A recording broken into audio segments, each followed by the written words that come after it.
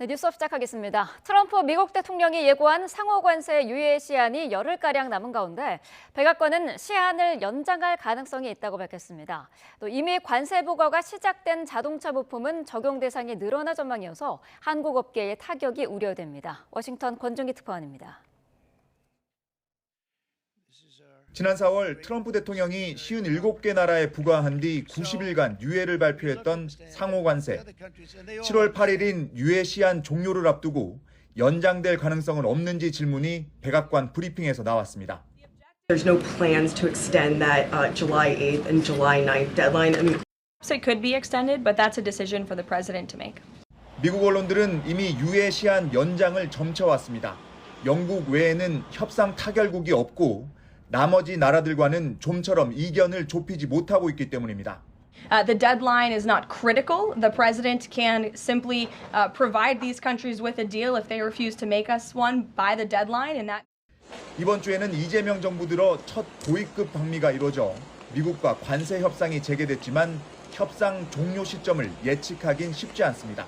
우리가 패키지라고 하면 되지 구태 줄라이건 오거스트건 이렇게 시점을 붙여서 하기보다는 그냥 패키지로 하는 게 낫겠다. 상호 관세와 별개로 지난 5월부터 자동차와 부품에 부과되고 있는 품목별 관세는 적용 대상이 늘어날 전망입니다. 관세를 부과할 자동차 부품을 확대하기 위해 다음 달 1일부터 미국 업계 의견을 접수하기로 한 겁니다. 지금도 관세 부담을 온몸으로 떠안고 있는 국내 자동차 부품 업계는 관세 적용 대상이 늘어나면 피해가 더 커질 전망입니다. 워싱턴에서 YTN 권중입니다. 네, 미국의 1분기 경제 성장률은 3년 만에 역성장한 것으로 파악됐습니다. 경기 침체 우려로 개인 소비는 하향 조정됐고 취업 시장도 둔화했지만 트럼프 대통령은 금리를 낮춰야 한다면서 연준 의장 힘 빼기에 들어갔습니다. 뉴욕에서 이승윤 특파원입니다. 올해 1분기 국내 총생산 GDP 성장률이 전분기보다 0.5% 줄며 3년 만에 미국 경제가 역성장했습니다. 트럼프 대통령의 관세 정책의 불확실성으로 기업들이 재고 확보를 위해 수입을 크게 늘린 게 1분기 성장률 하락에 결정적인 영향을 미쳤습니다. GDP was reported to have edged down in the first quarter, reflecting swings in net exports that were driven by businesses bringing in imports ahead of potential tariffs. 관세로 미국의 개인 소비와 수출이 각각 0.7%포인트, 2%포인트 하향 조정된 것도 마이너스 성장에 영향을 미쳤습니다. 특히 미국 경제 수요의 전반적인 흐름을 보여주는 민간 지출 증가율 역시 1.9%로 하향 조정돼 2년여 만에 최저를 기록했습니다. 전문가들은 트럼프 대통령의 관세 정책이 소비자와 기업의 심리를 위축시켜 미국이 경기 침체에 진입할 위험이 커졌다고 경고하고 있습니다. 실제로 2주 이상 실업수당을 청구한 계속 실업수당 청구 건수는 6월 8일에서 14일 주간 197만 4천 건으로 3년 7개월 만에 최고치를 기록했습니다. 미국 기업의 재고가 소진되면 관세 충격이 가격 인상으로 이어지는 만큼 연방준비제도는 물가 인상을 부를 수 있는 금리 인하에 신중한 입장. 이에 백악관이 상호관세 유예를 시사했고 중동전쟁 종식 이후 경기 상승 기대감이 반영돼 뉴욕 증시는 기술주를 중심으로 일제히 상승했습니다. 이런 가운데 월가에선 트럼프 대통령이 파월 의장의 후임을 이르면 이번 여름, 늦어도 10월까지 지명하며 연준에 대한 영향력 강화를 본격화하고 금리 인하를 노골적으로 압박할 것으로 보고 있습니다. 뉴욕에서 YTN 이승윤입니다. 이재명 대통령이 국회에서 취임 이후 처음으로 시정연설을 하고 추가 경정 예산안의 조속한 처리를 요청했습니다. 경기 회복의 골든타임을 놓쳐서는 안 된다고 강조했습니다. 강진원 기자의 보도입니다. 이재명 대통령이 지난 4일 취임 선서 이후 22일 만에 국회를 다시 찾았습니다. 30조 5천억 원 규모의 추가 경정 예산안을 국민과 국회에 설명하기 위해서입니다. 조 단위의 추경안이 국무회의에서 의결된 건 이재명 대통령의 임기가 시작된 이후 불과 보름 만인 19일. 이 대통령은 인수위도 없이 출범한 정부가 급하게 추경안을 편성한 건 그만큼 우리 경제 상황이 절박하기 때문이라고 강조했습니다. 경제 위기에 정부가 손을 놓고 긴축만을 고집하는 것은 무책임한 방관이자 정부의 존재 이유를 스스로 부정하는 일일 수도 있습니다. 신속한 추경 편성과 속도감 있는 집행으로 내수 시장에 활력을 불어넣는 게 지금 시점엔 무엇보다 중요하다는 취지입니다. 경제는 타이밍이라고 합니다. 지금이 바로 그 타이밍으로 생각됩니다. 경기 회복의 골든타임을 놓치지 않도록 국회에 적극적인 협조를 부탁드리면서 추경안은 크게 소비 진작과 소상공인 등 취약계층 지원, 투자 촉진에 초점이 맞춰져 있습니다. 소득 수준 등에 따라 전 국민에게 1인당 최소 15만 원에서 최대 52만 원까지 소비 쿠폰을 지급하고 지역사랑 상품권 할인율 인상과 발행 규모 확대 방안 등이 담겼습니다. 사실상 파산 상태인 취약차주 지원 대책도 눈에 띕니다. 빚을 갚을 여력이 안 되는 113만 명의 7년 이상 된 5천만 원 이하 빚을 정리하는 게 대표적입니다. 도덕적 해이와 형평성 논란을 고려해 성실히 빚을 갚는 소상공인들에게 분할 상환 기간 확대, 이자 추가 감면 등의 혜택을 주기로 했습니다. 이번 추경안에는 도로 등 사회 간접 자본과 AI 산업 등에 대한 3조 9천억 원 규모의 투자 촉진 예산도 들어갔는데 이 대통령은 빠진 게 있다면 주저 말고 의견을 내달라고 국회에 당부했습니다. YTN 강진원입니다. 네, 이재명 대통령은 국회에서 이제 제가 을이라며 낮은 자세로 협치를 부탁했습니다. 더불어민주당은 박수로 환호했지만 국민의힘은 침묵으로 일관해 온도차를 보였습니다. 임성재 기자입니다. 연단에 오르기 전 국회의장과 여야 지도부를 먼저 만난 이재명 대통령은 시종일관 미소 띤 얼굴로 소통과 협치를 당부했습니다. 제가 이제 을이 됐기 때문에 각별히 잘 부탁드립니다. 본회의장에 들어설 땐 여야 의원 모두가 일어나 이 대통령을 예우했습니다. 민주당 의원들 한 명 한 명과 눈을 마주치며 악수한 이 대통령은 시정연설에서도 통합 메시지를 담았습니다. 진짜 대한민국을 만드는 일은 대통령 혼자 또는 특정한 소수가 할 수 있는 일이 아닙니다. 경제와 민생을 살리는데 여야가 따로 있을 수 없습니다. 여당은 12차례 박수갈채로 호응했지만 야당은 무거운 침묵을 택했습니다. 우리 국민의힘 의원들은 반응이 없는데 이러면 좀 쑥스러우니까. 이 대통령은 퇴장할 땐 국민의힘 의원들과도 손을 잡았습니다. 어색한 표정도 덜어 있었지만 친밀하게 대화를 나누는 모습도 여럿 포착됐습니다. 여당은 민생제일주의 이재명 정부의 철학이 잘 담겼다고 호평한 반면 국민의힘은 말 따로 행동 따로는 안 된다고 경계했습니다. 절박한 예산 이런 거에 대해서 대통령께서 직접 잘 설명하셨다고 생각합니다. 극소수 야당인 우리 국민의힘의 목소리에 경청해 주시고 귀 기울여 주시기를 다시 한번 당부드립니다. 여야의 온도차는 있었지만 이 대통령의 국회 연설 데뷔 전은 고성도 시위도 없이 비교적 화기애애한 분위기 속에 마무리됐다는 평가가 나옵니다. YTN 임성재입니다. 이재명 대통령은 국회 시정연설을 마친 뒤 용산 대통령실 주변 골목 상권에 있는 식당을 예고 없이 찾아 점심을 먹었습니다. 식사를 마친 뒤 대통령실로 돌아가는 길에 주변 가게 주인을 비롯한 시민들과 악수하고 사진을 함께 찍기도 했습니다.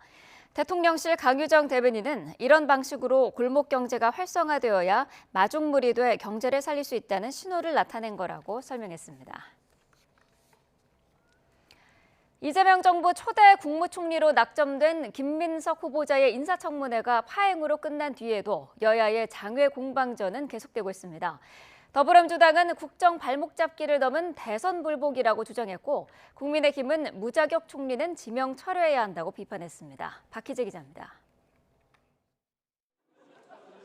김민석 국무총리 후보자가 밝은 표정으로 동료 의원들과 악수합니다. 국회의원 자격으로 찾은 본회의장. 이미 인준을 마친 분위기입니다. 이틀간의 인사청문회를 끝낸 김 후보자는 삶의 팍팍함 속에 공적 책임을 다해왔지만 국민 눈높이에 미흡하실 대목들에 송구하다고 밝혔습니다. 인준된다면 국민과 하늘을 판단 기둥으로 삼겠다고도 했습니다.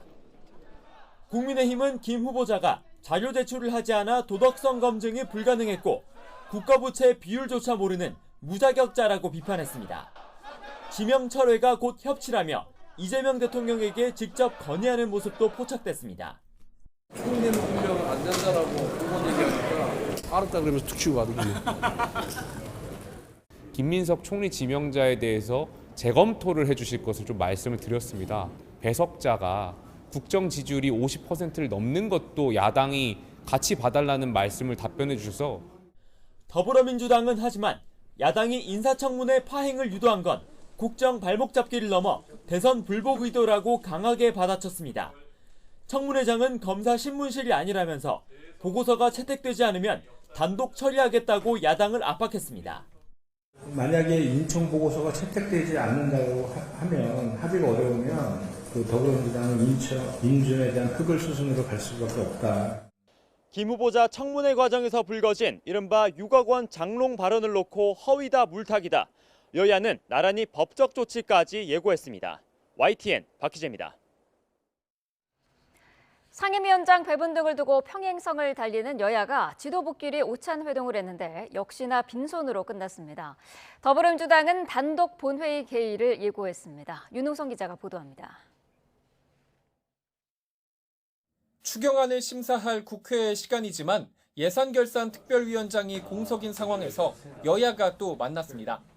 원내대표와 수석부대표까지 4시 오찬 회동했습니다. 지난 18일부터 꼬박 일주일 넘게 협상했지만 90분 줄다리기 끝에 이번에도 입장차만 확인했습니다. 민주당은 본회의를 열자 국민의힘은 야당의 몫인 법사위원장을 달라 도돌이표가 반복된 겁니다. 합의 처리하면 가장 좋겠지만 불가피하다고 한다면 예결위원장 선임 절차를 밟을 수밖에 없다. 내일 이렇게 말씀드릴게요. 법사위나 예결위원장을 야당에게 양보하지 하는 것을 요구했고 들어지지 않는 상황에서 현재 본회의 개최는 협력하기 좀 어렵다. 민주당 지도부는 결국 협상 결렬을 선언하고 국회의장에게 본회의 개최를 요청했습니다. 일정대로 추경을 처리하려면 단독 처리도 어쩔 수 없다는 겁니다. 6월 임시국회 내에 처리가 되려면 내일 본회의를 열어야 가능하기 때문에 현재 공석인 상임위원장을 일괄 선출할 방침인데 예결위원장의 3선 한병두 의원, 법사위원장의 4선 이춘석, 문체위원장의 3선 김규흥 의원을 내정하고 의원들에게도 알렸습니다. 국민의힘은 민주당이 단독으로 강행 처리할 가능성이 있다면서 전 의원의 국회 대기령을 내렸습니다. 상임위원장 배분에 이어 국무총리 인준안 표결과 추경안 심사까지 첨예한 쟁점이 쌓여 있어서 국회 긴장감은 고조되고 있습니다. YTN 윤웅성입니다. 내란 특검팀이 윤석열 전 대통령에게 오는 28일 출석을 통보한 가운데 출석 방식을 두고 양측이 신경전을 벌이고 있습니다. 특검은 지하 주차장으로 출석하는 건 불가하다는 입장인데 윤 전 대통령 측은 그렇다면 출석 요구를 수용할 수 없다고 맞서고 있습니다. 염혜원 기자입니다. 내란 특검팀은 오는 28일 윤석열 전 대통령에게 출석하라고 통보했습니다. 특검팀이 고지한 시각은 오전 9시. 하지만 윤 전 대통령 측은 건강상의 이유로 1시간 늦은 10시에 나가겠다고 답했고 특검은 이를 수용했습니다. 양측이 본격적인 신경전을 벌인 건 출석 방식이었습니다. 윤 전 대통령 측은 지하주차장을 통한 비공개 출석을 요구했습니다. 공개 출석은 망신을 주기 위한 의도라는 겁니다. 인권보호 수사 규칙에 따른 저희의 정당한 요구이기 때문에 당연히 그에 따라서 특검팀이 비공개로 저희를 소환해야 한다고 생각을 하고 있습니다. 하지만 특검팀은 불가 입장을 분명히 했습니다. 전두환, 노무현, 이명박, 박근혜 전 대통령 모두 그런 특혜를 받은 적 없다는 겁니다. 그러자 윤 전 대통령 측은 지하 출입을 허가하지 않으면 출석하지 않겠다는 의견서를 제출했고 이에 대해 특검팀은 출석 조사를 사실상 거부하는 것으로 평가될 수 있다고 반박했습니다.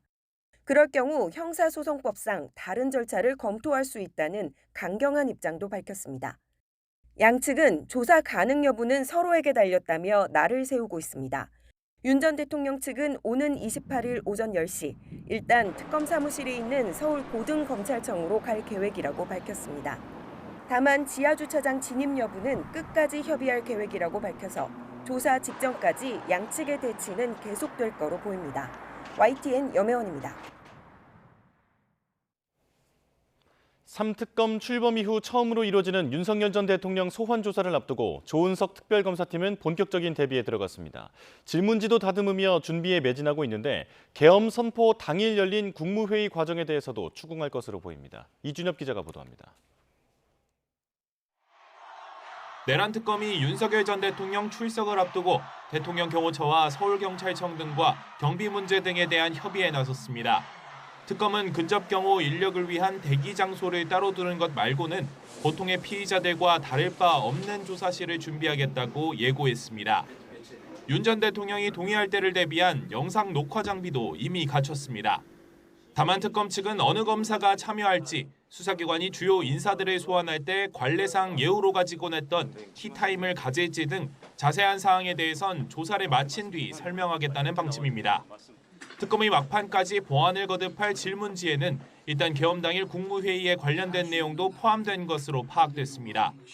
체포영장에 적시된 1차 체포 방해나 비화폰 서버 삭제 지시 등의 혐의는 물론이고 특검 수사 대상에 포함된 혐의를 폭넓게 파고들 전망입니다. 일각에선 경찰에서 계엄 국무회의 주요 참석자인 한덕수 전 국무총리와 최상목 전 부총리 등에 대해 이미 소환 조사를 마친 만큼 사건을 넘겨받은 특검이 정점인 윤 전 대통령 조사 뒤 이들에 대한 조치에 전격적으로 나설 수 있다는 관측도 제기됩니다. YTN 이준엽입니다. 경찰 비상계엄 특별수사단이 경찰 출석을 거부한 적 없다는 윤석열 전 대통령 측의 주장에 대해 사실이 아니라며 반박했습니다. 경찰 특수단은 어제 윤 전 대통령의 법률 대리인단 입장문 중 경찰 출석을 단 한 번도 거부한 바가 없다는 부분은 사실이 아님을 알려드린다며 언론에 공지했습니다. 우선 특수단은 지난 5일 1차 출석 요구와 관련해 윤 전 대통령 변호인이 4일로 잡혀있던 비화폰 포렌식 참여 일정을 소환일인 5일로 변경하면서 출석 요구에 응하지 않을 의사를 명백히 밝혔다고 말했습니다. 이어 2, 3차 출석 요구와 관련해서도 변호인이 의견서로 서면이나 대면 조사를 제안한 사실은 있지만 수사기관 출석 요구에 대한 정당한 불출석 사유는 될 수 없다고 지적했습니다. 내란 특검이 초반부터 수사에 속도를 내는 가운데 김건희, 최상병 특검팀도 준비기간 막바지에 접어들었습니다. 김건희 특검의 경우 기존 수사팀을 대부분 흡수한 만큼 다음 주부터는 본격적인 수사가 시작될 것으로 보입니다. 김영수 기자입니다. 1호 기소와 1호 구속, 윤석열 전 대통령 소환 통보까지 내란 특검팀의 초반 수사 기조는 속도전으로 정리됩니다. 내란 특검의 칼끝이 곧바로 수사 정점인 윤 전 대통령을 향하면서 김건희 여사 조사 시점에도 관심이 쏠립니다. 김건희 특검팀에는 공천 개입과 도이치모터스 주가 조작 기존 수사팀이 대거 포함됐는데 수사 대상이 16개로 가장 많아 사건별로 수사팀을 쪼개는 작업을 하는 것으로 전해졌습니다. 김 여사에게 수차례 소환 조사를 통보했던 데다 주가 조작 사건의 경우 추가 증거까지 확보한 만큼 내란 특검팀 수순을 밟을 가능성도 배제할 수 없습니다. 최근 변호인단을 충원하는 걸로 전해진 김 여사 측은 특검 소환에는 응하겠다는 입장입니다. 아직 사건도 이첩받기 전입니다. 사건 내용 좀 파악하고 그런 부분들은 여러 의견을 듣고 결정할 예정입니다. 오는 30일 파견 인력이 합류하게 될 최상병 특검은 박정훈 대령 사건 이첩 여부를 들여다봅니다. 특검보들이 재판 진행 상황을 파악하기 위해 직접 공판을 방청하기로 했습니다. 특검 관계자는 다음 공판부터 특검이 맡을 가능성도 있다고 전했는데 이명현 특검은 항소 취하 가능성을 시사했습니다. 박정훈 대령의 항명죄 부분은 그 기록을, 그러니까 이첩한 기록을 가져와라. 이 명령이거든요. 이 명령은 위법한 거죠. 최상병 특검의 핵심 수사 대상 가운데 하나인 임성근 전 해병대 1사단장은 이 특검에 면담을 요청했지만 받아들여지지 않았습니다. YTN 김영수입니다. 네, 계속해서 전국 이슈 자세히 짚어보겠습니다. 강성필 더불어민주당 부대변인, 박민영 국민의힘 대변인과 함께하겠습니다. 어서 오십시오. 안녕하세요. 네. 자, 어제 있었던 이재명 대통령의 국회 시정연설 얘기부터 해보겠습니다. 첫 연설이었기 때문이었을까요? 전반적으로 좀 분위기가 좋았던 것 같아요. 일단 형식하고 내용하고 두 가지로 좀 분류해서 말씀을 드릴 수 있을 것 같아요. 근데 네. 형식적으로 따진다고 하면 점수를 드린다고 하면 이재명 대통령에게 100점, 그리고 국민의힘 의원들에게는 200점의 점수를 드리고 싶습니다. 네. 그러니까 보통의 우리가 대통령이 시정연설에 오면 야당이 뭐 피켓을 든다거나 뭐 야유를 한다거나 뭐 침묵 시위를 한다거나 또 어떤 분들은 면전에 대고 쓴소리도 하셨던 분들이 있어요. 네. 근데 그런 것과 비교했을 때 어제 이재명 대통령이 시정연설 계속 그 중간중간에도 야당을 배려하는 이 발언들이 있었습니다. 그러니까 예산과 관련해 가지고도 뭐 삭감도 하시겠지만 필요한 부분이 있으면 언제든지 말씀해 주시라라는 말도, 그리고 끝 마무리도 어려운 자리를 끝까지 함께 해주셔서 감사하다라고 했고, 마지막에도 우리가 화면에서 보는 것처럼 이 여당 쪽이 아니라 야당 의원님들이 계신 곳으로 가셔서 악수를 하고 짧게나마 환담을 했을 때, 또 여기에 대해서 야당 의원들 보수 정당의 품격을 지켜주시면서 또 웃으면서 악수를 동의해 주시고 또 환담하시는 모습이 정말로 오랜만에 국민들이 보시기에 좋았던 모습이다라고 보여지고, 네. 내용면으로 따진다고 하면 보통의 정치인들이 세 가지로 분류됩니다. 이게 법률가, 그다음에 행정가, 그다음에 직업 정치인 세 가지인데 이 세 가지 유형들을 따져보면은 시정연설에서 드러납니다. 법률가들은 조금 헌법을 얘기하시면서 무겁게 얘기하시고, 네. 행정가들은 수치를 좋아하십니다. 몇 퍼센트 성장했고 몇 퍼센트가 이랬다. 근데 이제 보통 정치인 출신들은 이 감성 터치를 좋아하시거든요. 네. 근데 이제 이재명 대통령 같은 경우는 공교롭게도 이 세 가지에 거의 다 해당이 되시는 분입니다. 그런데 본인의 성격이 잘 드러나서 14분 30초, 그러니까 역대 대통령들의 시정연설이 20분 플러스 마이너스였는데 상당히 짧았습니다. 그렇기 때문에 간결하고 명확했다. 그래서 메시지 전달력이 좋았다라고 내용면으로도 평가하고 싶습니다. 네. 국민의힘 200점 받으셨는데 어떻게 평가하시나요? 뭐 제가 생각하기에도 이게 그 시정연설이라는 자리가 대통령이 정부 예산 등에 대해서 국회에 협조를 구하고 설득하기 위한 그런 통합의 장이 되어야 하는 거 아니겠습니까? 네. 그런데 지난 3년 동안을 돌아보면 당시 야당이었던 민주당이 아까 말씀하신 것처럼 이 무건 시위를 한다든지 아니면은 시정 연설 중에 야유를 보내는 등의 행위들이 있었고, 윤석열 전 대통령도 그 시정 연설을 아예 불참해버리는 그런 좀 안 좋은 상황들이 있었습니다. 그런데 어쨌거나 집권 초기에 이렇게 추경을 바탕으로 시정 연설에서 여야가 함께 한 자리에 모여서 대통령의 그런 예산에 대해서 들어보고 한번 소통하는 그런 자리를 가진 것은 전 대단히 바람직하고요. 네. 정치가 복원됐다라고 하는 좋은 모멘텀이라고 생각을 합니다. 그래서 또 이제 국민의힘 의원들과도 여러 스킨십들이 있었어요. 이재명 대통령이 급기야는 연설 중에도 좀 국민의힘 의원들의 좀 호응을 이끌어내기 위한 여러 네. 애드립들도 있었습니다. 그래서 그런 모습들도 눈여겨볼 수 있었는데 내용상으로 전 좀 아쉬움이 있었습니다. 왜냐하면 저희 야당이 정부 제출안에 대해서 조금 우려를 제기를 했던 부분들이 있거든요. 네. 지나치게 단발성 재원들이 많은 거 아니냐. 정부가 20조 가까이 국채를 발행해서 예산을 편성을 했는데 소비 쿠폰 주는 수준에 머무른다라고 하면 경기 부양 효과가 과연 지속 가능할 것인가? 그 사회 간접 자본에 투자를 하는 게 낫지 않겠냐?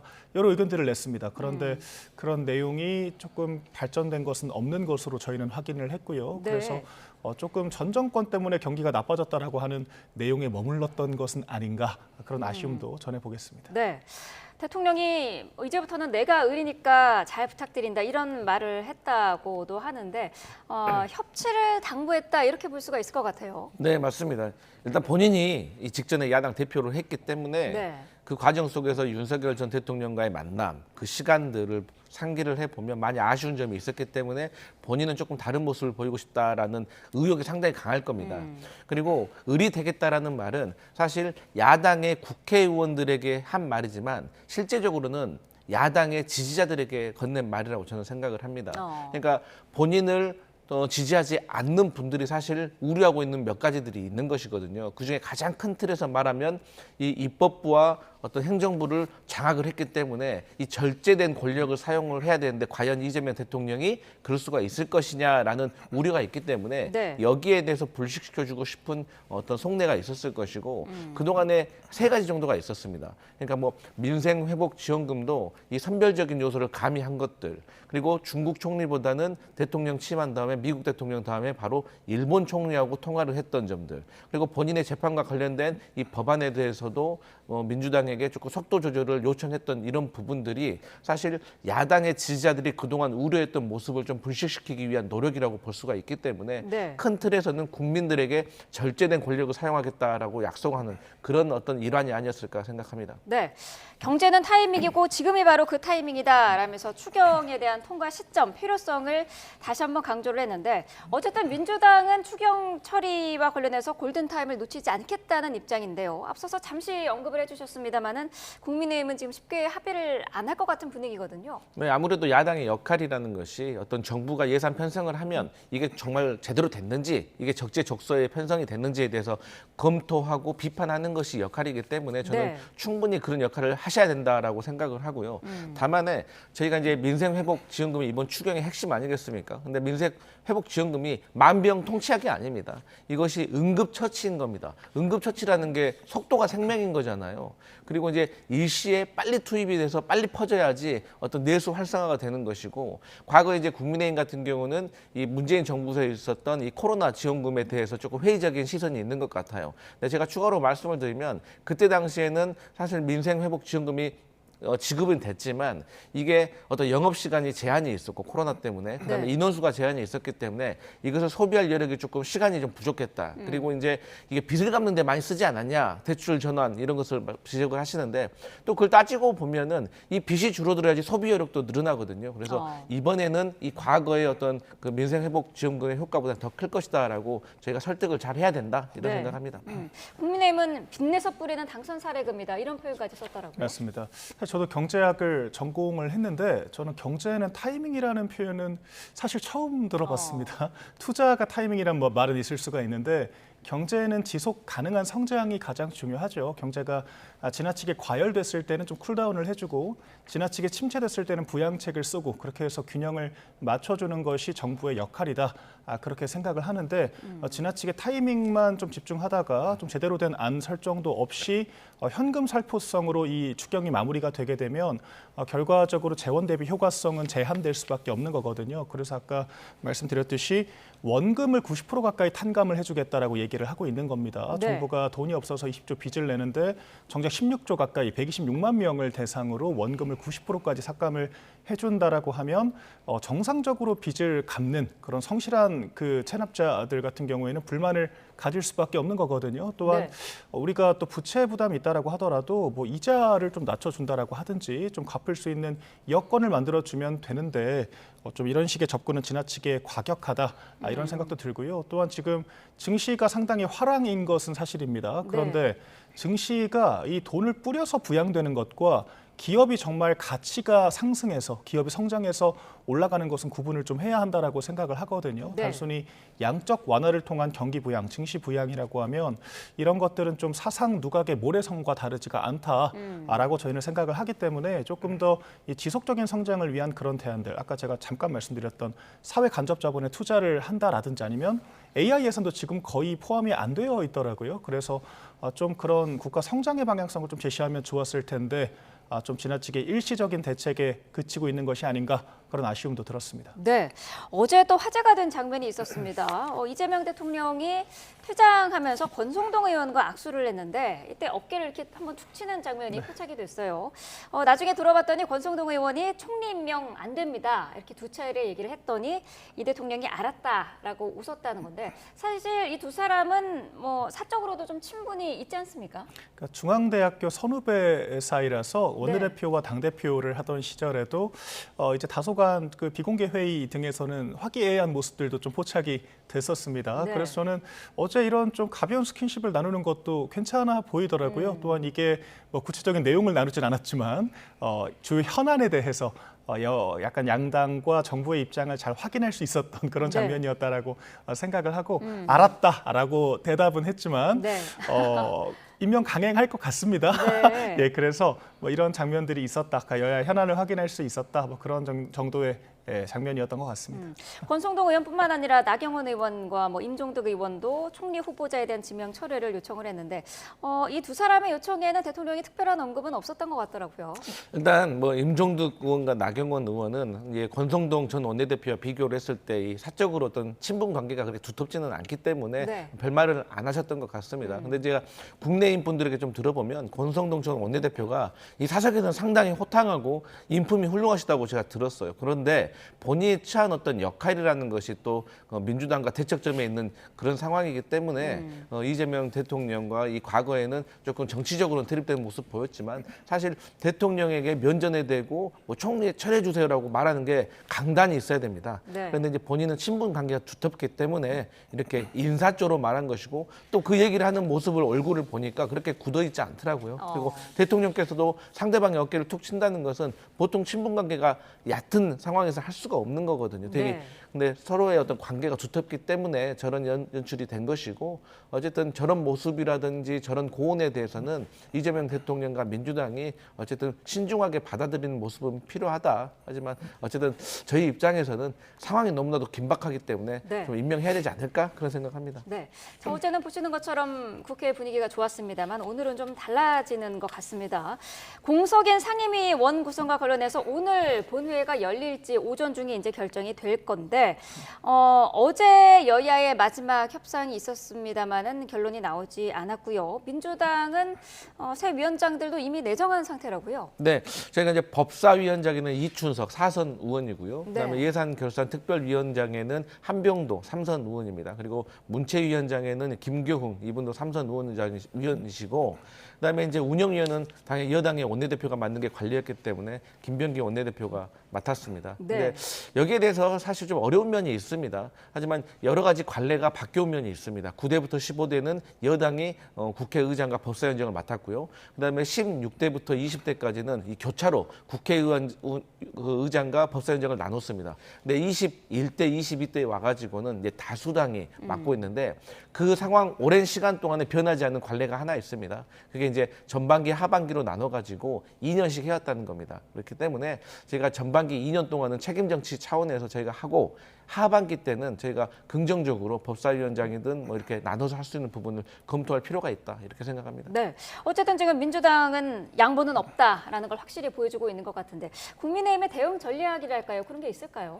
저희 입장에서 상당히 아쉬운 결과라고 할 수 있겠습니다. 사실 이재명 대통령이 집권하자마자 국회를 찾아와서 그 취임식 끝나자마자 여야 지도부와 오찬을 또 하기도 했었고요. 네. 최근에는 대통령실로 초청을 하기도 했었지 않습니까? 뭐 오색국수를 말아줬다라고 해서 상당히 화제가 됐었는데 이렇게 되면은 밥만 같이 하고 실제로 통합을 위한 구체적인 양보와 행보는 전혀 보이지 않고 있다. 이런 결론에 도달할 수밖에 없게 되는 거죠. 뭐 네. 총리 인선은 둘째치고 사실 원구성이라고 하는 것이 지금 여대여서 국면이지 않습니까? 야당에게 강력한 이 여권을 견제할 수 있는 최소한의 장치를 달라고 얘기를 하는 건데 국회의장을 비롯해서 법사위원장까지 독식을 하겠다라고 하는 상황이기 때문에 사실상 야당이 건강한 견제 역할을 하는데 전혀 협조할 생각이 없다. 그러니까 입법부와 행정부와 함께 독주를 하겠다라고 사실 공언한 것과 다르지 않다고 저희는 생각을 하거든요. 네. 뭐 사실 말씀하신 것처럼 이제 원구성은 2년 단위로 바뀌기 때문에 뭐 1년 남은 임기를 채우겠다 뭐 타당한 측면들도 있습니다. 그런데 최소 예결위 정도에 대해서는 좀 야당에게 양보할 수 있지 않았겠나 그런 생각들이 들거든요. 실제로 야당이 얼마나 경제통과 전문가들이 많습니까? 발목 잡기가 아니라 정말 예산이 적재적소에 쓰이기 위해서 같이 협조를 할 수 있었다라고 저는 생각을 하거든요. 그런데 민주당이 이렇게 21대 국회부터 좀 힘자랑식으로 원구성을 해 나가고 있는 것이 글쎄요, 저는 자칫 부메랑이 되어서 돌아올 수도 있다라고 생각을 합니다. 윤석열 정권에서 여러 가지 시시비비가 있습니다만은 시행령을 통해서 뭐 국회 협조 없이도 일할 수 있다. 이런 고압적인 태도가 결국에는 민주당도 법대로 하겠다라고 하는 이제 그런 태도로 돌아온 것이거든요. 저희 입장에서는 마찬가지로 여대 야소 국면에서 지나치게 힘자랑을 하게 되면 그런 오만한 태도가 또 국민들께는 심판의 대상이 될 수 있다. 그렇게 보고 있습니다. 네, 한때 민주당 내부에서도 예결위 카드는 좀 양보할 수 있지 않겠느냐 이런 의견도 당내에서 있었던 것으로 알려졌는데 왜 바뀐 걸까요? 사실 이제 예결위원장이라는 게 26년도 내년도 예산을 편성하는 과정에서 필요한 이 상임위 같은 경우는 저희가 양보할 수 있다고 생각을 합니다. 근데 이번 예결특위위원장은 아시다시피 추경 예산안입니다. 그렇기 네. 때문에 신속하게 편성에 대해서 심사를 하고 거기에 대해서 집행을 해야 될 필요가 있기 때문에 저희가 이제 그런 것이고, 사실 보수 정당과 진보 정당의 가장 큰 차이 중에 하나가 경제 아니겠습니까? 근데 이 경제와 관련해 가지고 보편과 선별이라는 이 어떤 이념의 차이가 크기 때문에 이 과정 속에서 사실 예산이 삭감된다고 하면 저희가 말씀드렸다시피 한 번에 일시에 신속하게 퍼지는 게 이번 추경안의 핵심이거든요. 그렇기 때문에 저희가 피치 못하게 이번에는 좀 양보하기가 어렵지 않은가 이런 생각을 해봅니다. 네, 입법부를 견제할 수단이 전혀 그러면 없다. 이런 국민의힘의 입장에 대해서는 어떤 의견이실까요? 사실 그 야당은요, 뭐 과거 이제 우리 김종인 전 비대위원장께서 말씀하셨듯이 야당은 여당이 하는 것에 대해서 계속 비판하고 견제하는 것이고, 여당의 책임을 가지고 주체가 돼가지고 국정 운영을 해가는 건 과정에서 여당이 잘못하게 되면 그만큼 야당이 반사이익을 얻는 것이고, 또 여당이 잘하면 그야말로 야당이 설 자리가 없는 거예요. 그렇기 때문에 새 정부 초기에는 사실 예산과 관련해서는 한번 해봐라. 그래야지 새 정부 초기부터 예산안에 대해서 발목을 잡아버리면은 사실 갈등이 시작돼서 정부가 하고 싶은 새로운 어떤 기조에 대해서 펼칠 수가 없기 때문에, 그래도 새 정부 첫 번째 예산안에 대해서는 다만 이제 야당에게 조금 협조를 구한다, 이런 상황인 겁니다. 네. 자, 민주당은 또 오는 30일이죠. 김민석 총리 후보자 인준을 위한 본회의 개최에도 요청을 해놓은 상태입니다. 국민의힘은 그런데 이게 청문회가 완전히 종료된 게 아니다. 후보자가 자료를 추가적으로 더 제출을 하면 다시 재개할 수 있다, 이런 입장이더라고요. 그러니까 저는 청문회 같은 경우에도 민주당이 좀 다수 의석을 앞세워서 좀 지나치게 청문회 절차 자체를 무력화시킨 것은 아닌가, 이런 안타까운 마음이 들었습니다. 인사청문회 제도가 25년이 되었거든요. 그런데 25년 동안 증인이 한 명도 출석하지 않은 인사청문회는 사상 최초였습니다. 그러니까 뭐 여러 가지 이슈들이 있습니다만은 지금 민주당이 훨씬 더 주도권을 가지고 있는 입장이잖아요. 훨씬 더 많은 권한을 가지고 있는데, 그러면 그럴수록 더 정당성과 명분을 가지고 저는 임했어야 했다라고 생각을 합니다. 사실 증인 좀 나오고 조금 더 증거자료 제출을 해서 좀 더 검증을 받았다라고 하더라도 조금 더 흠결이 드러날 수는 있겠지만, 민주당이 정말 통 크게 임하는구나, 이런 생각이 들 수 있었을 텐데, 거의 180석이 넘는 그런 여권의 힘을 독점하고 있는 민주당이 이렇게 증인 한 명조차 부르지 않은 상태에서 총리를 졸속으로 사실 이렇게 임명 강행을 한다라고 하면 이것이 과연 국민적인 정통성을 얻을 수 있을 것이냐, 그런 안타까운 생각이 있고요. 이게 물리적으로 민주당이 단독으로 인준을 할 수 있습니다만 네. 사실 민주적으로는 야당의 협조를 구하는지 못 구하는지가 또 상당히 중요한 또 쟁점이 될 수 있지 않겠습니까? 그런 측면에서 저희 입장에서는 상당히 아쉬운 그런 청문회였다라고 생각을 하고요. 다만 저는 저희 야당도 조금은 안타까운 측면들이 있었습니다. 제가 대변인이기는 하지만 네. 좀 수동적으로 자료 제출을 요청만 할 것이 아니라 조금 더 능동적으로 발굴할 수도 있었다라고 생각을 하고요. 좀 보이콧을 하기보다는 정책 검증을 할 수도 있었다라고 생각을 하거든요. 사실 네. 총리 인선이라고 하는 것이 이 내각을 총괄하는 그런 위치지 않습니까? 네. 그런데 김민석 후보자가 사실 국가 정부 예산이 얼마인지를 모른다든지 아니면 부채 비율을 20-30% 수준이다. 지금 50% 육박한 상황이거든요. 이런 것들은 사실 총리의 자질적인 좀 저는 하자가 있을 수도 있다라고 보고 있고요. 실제로 김민석 후보자가 18년간 야인 생활을 했기 때문에 행정 경험이 부족하다라고 하는 지적들도 있었거든요. 그런데 국민의힘 의원들이 좀 지나치게 도덕성 검증에 좀 함몰된 측면이 있지 않았나, 그래서 자료에만 좀 집착을 하고 이런 정책 검증을 충분히 거치지 못해서 저도 국민의 한 사람으로서 네. 김민석 후보자가 이 총리로서 내각을 이끌 정도의 실력이 있는지를 잘 가늠을 못하겠어요. 그래서 참 인사청문회가 좀 맹탕이었고 안타까웠다, 이런 생각도 들었습니다. 네, 민주당은 어쨌든 청문회는 끝났다, 야당이 끝낸 거다, 이런 입장이죠. 그러니까 원래 새 정부 첫 번째 국무총리 인선할 때는요, 임명 동의가 시끄러웠습니다.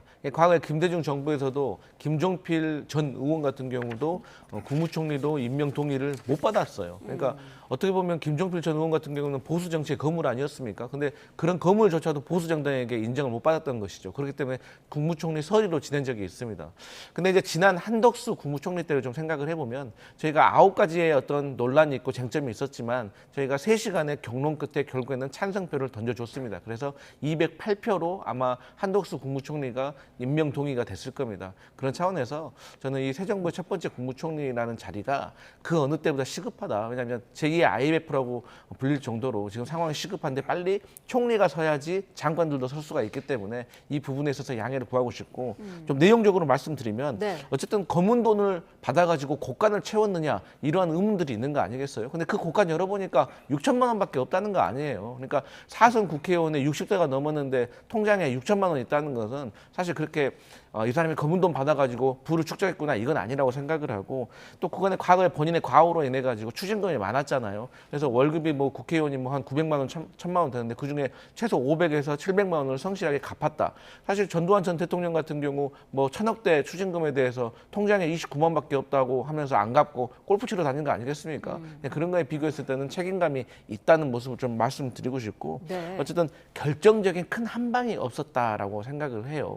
그리고 이제 과거 총리들과 비교를 해보면 4년 동안에 모 로펌에서 19억을 받았다느니 1년에 6억을 받았다느니 아니면 월 3천만 원을 받았다느니 이런 국무총리와 관련된 어떤 자료에 비교하면 김민석 총리 후보자는 비교적 좀 깨끗하지 않았나라고 생각하기 때문에 이번에 어떤 총리들 좀 임명을 동의를 해주시면 감사하겠다 이런 말씀 드립니다. 제가 조금 반론 드리자면 저도 이게 뭔가 확실하게 낙마를 시킬 정도의 결격 사유를 발견했는가 좀 물음표인 것 같기는 합니다. 왜냐하면 저희가 확실하게 규명을 하지도 못하고 좀 검증할 수단이 부족했던 탓도 있겠습니다만은 그런데 사실 김민석 후보자가 깨끗하고 청빈하게 살았다는 식의 여당 위원들의 주장은 조금 잘못됐죠. 그러니까 지금 예금이 6천만 원이다라는 것을 떠나서 지난 5년 동안 세비로 5억을 벌었는데 13억을 지출을 했습니다. 평범한 국민들이 5년 동안 10억 넘는 돈을 지출을 할 수가 있나요? 그러니까 평범한 국민들은 상상할 수조차 없는 많은 액수들이 이 불투명하게 오갔다라고 하는 것이 지금 문제의 본질인 것이고 이 돈을 얻은 과정도 상당히 불투명한 겁니다. 그 교회 헌금을 5년 동안 2억을 냈다라고 하는데 정작 이 채무라고 신고를 했던 그런 수억 원의 정치 자금들에 대해서는 그러니까 이자조차 납입을 하지 않았다라는 거 아니겠습니까? 그러니까 저희가 이거는 채무가 아니라 불법 정치 자금 아니냐라고 의구심을 가질 수밖에 없는 거고요. 총리 지명이 되고 나서야 부랴부랴 갚았다라고 하는 겁니다. 그리고 배추농사에 2억 원을 투자를 했는데 매월 450만 원이 들어왔다.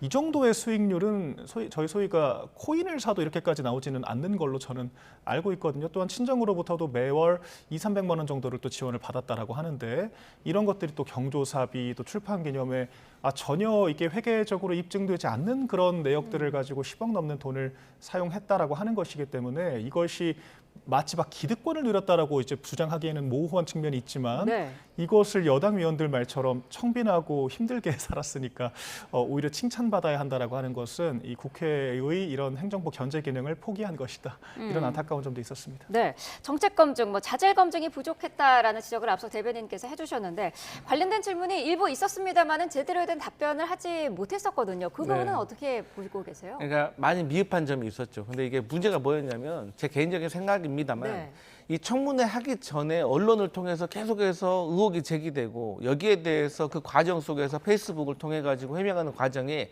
사실 두서가 없었다고 생각을 해요. 그래서 저는 이 청문회를 하기 전에는 의혹을 제기하되 거기에 대해서는 적극적으로 해명하기보다도 청문회에 가서 저는 해명을 하는 게 맞았다라고 생각하는데 조금 이 과정 속에서 불협화음이 있었고 이 전 배우자와 관련된 어떤 증인 요청이 조금 불합리하던 면이 있어서 이게 갈등으로 치닫았다라고 생각하고 일단 8억이라는 어떤 지출이 좀 빈다고 하시는데 이것은 이제 2억 같은 경우는 자녀의 어떤 양육비 그러니까 유학 비용과 관련해서 전처가 부담했다는 점이고 이제 6억 관련해 가지고는 2019년에 결혼, 20년에 빈부상, 21년에 출판, 23년에도 출판 그래서 평균 한 4개 정도의 어떤 행사가 있었는데 1억 5천 정도만 계산하더라도 6억이 있고 그해 소진을 했기 때문에 여기에 대해서는 재산 신고를 할 이유가 없었다라고 생각하고 이런 과정 속에서 법적 미비도 좀 드러난 것 같습니다. 그래서 이후에 있어서는 좀 여야가 좀 머리를 맞대고 국회의원의 어떤 정치 자금이라든지 출판 기념회라든지 이런 부분에 있어서 머리를 맞대고 보완하는 과정이 있었으면 좋겠습니다. 네, 민주당은 청문 보고서 채택이 안 돼도 강행할 뜻을 지금 밝히고 있는데요. 국민의힘 어떤 입장이신가요?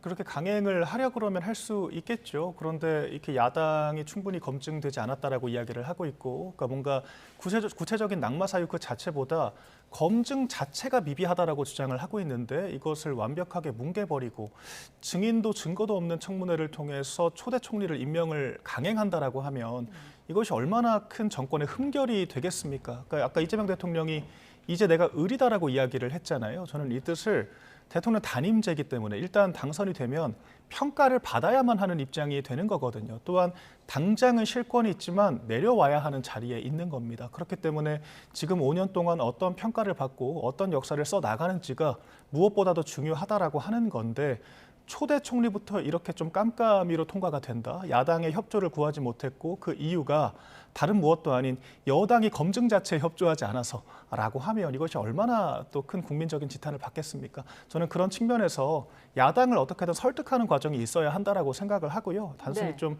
힘으로 찍어 누르는 방식은 국민적인 동의를 얻지 못할 것이다. 이런 말씀 드리겠습니다. 네. 자, 두 분 말씀 여기까지 듣겠습니다. 강성패 더불어민주당 부대변인, 박민영 국민의힘 대변인과 함께했습니다. 고맙습니다.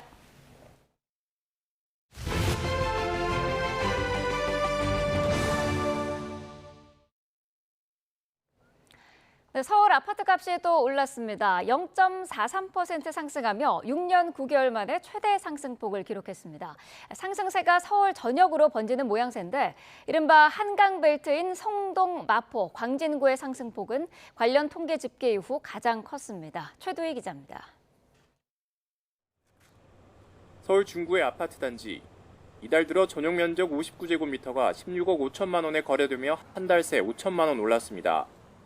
전용 면적 72제곱미터도 17억 원에 거래되며 신고가를 썼습니다. 이 일대 아파트 단지엔 토지거래 허가구역 확대 재지정으로 인한 풍선 효과도 감지됩니다. 호가가 많이 높아졌고요. 다른 데 용산이나 강남 쪽 토지거래 허가를 묶어버리니까 주위로 나머지 이제 사시려는 분들, 투자하시려는 분들이 너무 온 것 같아요. 매물이 귀한 상황에서 거래를 하고 싶어도 매도자가 계좌번호를 주지 않는 경우까지 생겼습니다. 매물을 거래하고 싶어 해도 매도자들이 계좌를 안 주세요. 물건을 걷어들이거나 더 금액을 올려서 내놓는 상황이에요. 이런 가운데 서울 아파트값은 0.43% 상승하며 21주 연속 상승했습니다. 상승폭은 6년 9개월 만에 최대치입니다. 성동, 마포구 등 한강벨트 아파트값 상승세가 가팔랐고 송파구를 비롯해 강남 3구 상승률이 평균을 웃도는 등 서울 전체 상승세가 이어졌습니다. 특히 성동, 마포, 광진구의 상승률은 한국부동산원의 관련 통계 공표 이후 최대치입니다. 공급 부족에 대한 불안 심리 등이 이어졌기 때문으로 서울 아파트의 경우 대세 상승장 가능성도 거론됩니다. 지금은 공급도 부족하고 수요는 많이 증가한 상태고 영제 금리가 내린다는 기대 심리에 서울은 대세 상승처럼 지금 오르고 있습니다. 공급은 지속적으로 늘린다는 시그널을 주면서 수요와 유동성 자금을 동시에 규제하면 시장이 좀 안정화되지 않겠나. 정부 차원의 대책 마련이 시급하다는 지적이 나오는 만큼 정부도 조만간 관련 대책을 내놓을 것으로 예상됩니다. YTN 최두입니다. 다음 달 분양시장에 올해 들어 가장 많은 물량이 풀릴 전망입니다. 부동산 정보업체 부동산인포에 따르면 다음 달 전국에 43개 단지 35,856가구가 분양합니다. 올해 월간 기준 최대 물량으로 일반 분양은 24,843가구입니다. 일반 분양 기준으로 경기 지역 공급 물량이 가장 많고 이어 부산과 충북 순입니다. 대통령 선거 이후 정치적 불확실성이 해소되면서 건설사들이 일제히 미뤄뒀던 분양에 나서는 것으로 보입니다. 원자력안전위원회가 우리나라 1호 원전 고리 1호기의 해체를 최종 승인했습니다. 원전 영구정지 8년 만인데 국내 최초로 발전소 해체 절차가 시작되는 겁니다. 고한석 기자입니다. 1971년 첫 섭을 뜨면서 고리 1호기는 대한민국의 원자력 시대를 열었습니다. 원자력 발전 시대의 수막을 알리는 힘찬 호동이 울려 퍼졌습니다. 1978년부터 운행을 시작해 40년 동안 고리 1호기는 15만 3,600기가와트, 부산시가 38년 동안 사용할 수 있는 전기를 생산했습니다. 고리 1호기 수업이 정지합니다. 셋, 둘, 하나, 정지! 정지! 고리 1호기가 영구 정지된 건 2017년. 8년 만에 원자력안전위원회가 해체 작업을 최종 승인했습니다. 원자력안전위원회와 원자력안전규제기관인 킨스가 현장을 꼼꼼하게 확인하고 점검해서 후속 원전의 영구정지와 해체 심사에 또 반영해 나갈 예정입니다. 그동안 원자로 냉각 작업을 거쳤고 탈원전 논란, 정부의 인허가 지연 등 정치적 부침도 겪었습니다. 앞으로 작업은 12년간 이뤄질 것으로 보입니다. 먼저 6년에 걸쳐 사용 후 해결료를 반출합니다. 이어 4년 동안 해체 후 남은 방사성 폐기물을 처리하고 건물을 철거합니다. 남은 2년은 부지를 복원합니다. 2037년에 마무리하는 게 목표지만 안전 문제 등 여러 변수가 많아서 몇 년 정도 더 걸릴 수 있습니다. 여기에 들어가는 비용은 모두 1조 700억 원. 복원된 부지는 산업단지로 활용될 전망입니다. 고리 원전 1호기 해체 작업에 참여한 우리 기업들은 전 세계적으로 500조 원에 이르는 원전 해체 시장에 뛰어들 수 있는 발판을 마련하게 됩니다. 하지만 방사성 폐기물을 다루는 작업이다 보니 위험 부담이 만만치 않습니다. 고리 1호기 수조화에 있는 냉각수라든지 방사성 폐기물들을 어떻게 안전하게 처리를 하는 것이 일단 해체 과정에서 가장 큰 관건인 것 같고요. 그 과정에 있어서의 이제 토양 복원이라든지 종합적으로 고려되어야 되기 때문에 이와 함께 고리 1호기와 같은 부지에 있으면서 비슷한 시기에 만들어진 고리 2, 3, 4호기를 어떻게 처리할지도 풀어야 할 숙제입니다. YTN 권석입니다. 앞으로 25년 뒤에 세계 원전 해체 시장 규모는 500조 원에 이를 것으로 전망됩니다. 이번 고리 1호기 해체를 계기로 우리나라가 새로운 시장에 발을 내디딜 수 있을지 주목됩니다. 최하영 기자입니다. 원전 한 기 해체 비용은 대략 8천억 원 안팎으로 고리 1호기 해체 비용은 1조 원가량입니다. 우리나라가 첫 원전 해체에 나서면서 기대는 세계 시장으로도 쏠리고 있습니다. 현재 미국과 영국, 독일 등 세계 20여 개 나라에서 원전 215기가 영구 정지된 상태입니다. 이 가운데 해체가 완료된 원전은 25기에 불과합니다.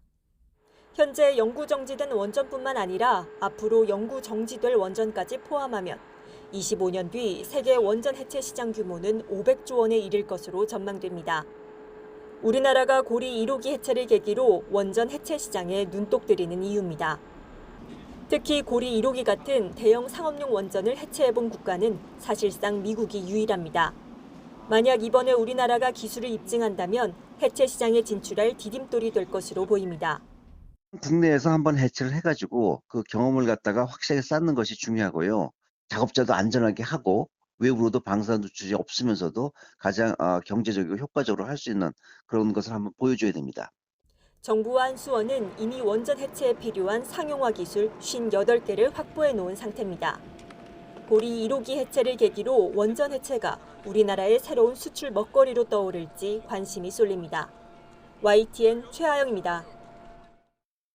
서울 성북경찰서는 이재명 대통령 아들 결혼식에 테러를 암시한 글을 SNS에 올린 50대 남성 A씨에게 공중협박 혐의를 적용해 검찰로 넘겼습니다. A씨는 경찰 조사에서 실제 테러를 실행으로 옮길 의사는 없었다고 진술한 것으로 파악됐지만 경찰은 실행 의사가 없더라도 협박성 게시글을 올린 행위는 분명한 범죄 행위라고 지적했습니다. A씨는 지난 9일 자신의 SNS에 일거의 척결이라는 표현과 함께 이 대통령 아들의 결혼식 날짜와 장소 등을 적고 차량 번호를 확인할 수 있겠다는 취지의 글을 올린 혐의를 받고 있습니다. 택시기사를 살해하고 달아난 혐의로 20대 남성이 경찰에 붙잡혔습니다. 이 남성은 피해자의 택시를 빼앗아 도주했는데 경찰은 범행 1시간여 만에 길가에 세워진 차 안에서 남성을 발견해 긴급 체포했습니다. 표정우 기자입니다. 새벽 3시 반쯤 택시 한 대가 시골 마을을 질주합니다. 갑자기 멈춰선 뒤 후진하다 화단에 있는 사과나무를 들이받습니다. 택시에서 한 남성이 내려 주변을 살펴보더니 다시 차를 타고 급하게 현장을 떠납니다. 차량은 이후에도 이곳저곳을 들이받으며 마을을 헤맵니다. 지나다니는 길마다 이제 울타리라든가 나무가 꺾여져 있고 또 경계석이라든가 이런 게 다 무너져 있거나 농작물을 밟고 가거나 그런. 경기 화성시 비봉면의 한 마을에서 20대 남성 A씨가 자신이 타고 있던 택시 운전기사를 흉기로 살해한 뒤 피해자 택시를 몰고 달아났습니다. 범행은 주택이 밀집해 있는 마을 한복판에서 벌어졌습니다. 택시를 빼앗은 A씨는 이곳 잔디밭에서 비명을 듣고 나온 마을 주민 2명까지 차로 치고 달아났습니다. 경찰은 택시가 사람을 치고 다닌다는 신고를 받고 현장에 출동했지만 A씨는 마을을 떠난 뒤였습니다. 흉기에 찔린 60대 택시기사는 사건 현장에 쓰러져 있었고 심정지 상태로 병원에 이송됐지만 끝내 숨졌습니다. A씨가 몰던 택시에 치인 주민은 타박상을 입고 병원에 옮겨졌습니다. 경찰은 고속도로 순찰대와 인근 경찰서에 공조 수사를 요청해 추적에 나섰고 사건 발생 1시간여 만에 서울 방배동 길가에 세워져 있던 택시 안에서 A씨를 발견해 긴급 체포했습니다. 당시 A씨는 피를 흘리고 있었는데 가해를 했다고 주장한 걸로 전해졌습니다. 경찰은 A씨 치료를 마치는 대로 구체적인 범행 경위를 조사할 계획입니다. YTN 표정우입니다. 경찰은 택시기사를 살해하고 도주했던 남성이 흉기 3점을 갖고 있었던 점을 볼 때 사전에 범행을 계획했는지 조사하고 있습니다. 또 이 남성이 신고를 막기 위해 의도적으로 인근에 있던 주민들을 공격했을 가능성도 들여다보고 있습니다. 양동훈 기자입니다. 경찰 과학수사대원들이 파란 천으로 덮여있는 택시를 살펴봅니다. 천을 벗겨내니 택시 앞쪽 범퍼는 아예 떨어져 나갔고 유리창도 깨져 있습니다. 택시기사를 살해하고 달아나는 과정에서 여기저기 충돌하며 생긴 흔적입니다. 경찰은 20대 남성 A씨가 택시기사와 언성을 높이며 다투다 흉기로 공격한 뒤 차를 빼앗아 도주하는 과정에서 사건을 목격한 주민들도 친 것으로 보고 있습니다. 차를 몰고 첫 번째 나오셨던 분을 충격하고 조금 있다가 다시 그 신고하러 내려가고 계신 분을 차로 충격해서 경찰은 A씨를 체포하면서 차 안에서 흉기 3점을 발견했는데 택시를 탈 때부터 흉기를 갖고 있었던 점을 볼 때 미리 범행을 계획했는지 조사하고 있습니다. 또 신고를 막기 위해 의도적으로 목격자들을 공격한 건 아닌지도 살펴보고 있습니다. 경찰은 A씨가 술을 마시거나 약물을 투약한 상태는 아니었다며 정신질환 여부 등도 확인할 계획이라고 말했습니다. YTN 양동훈입니다.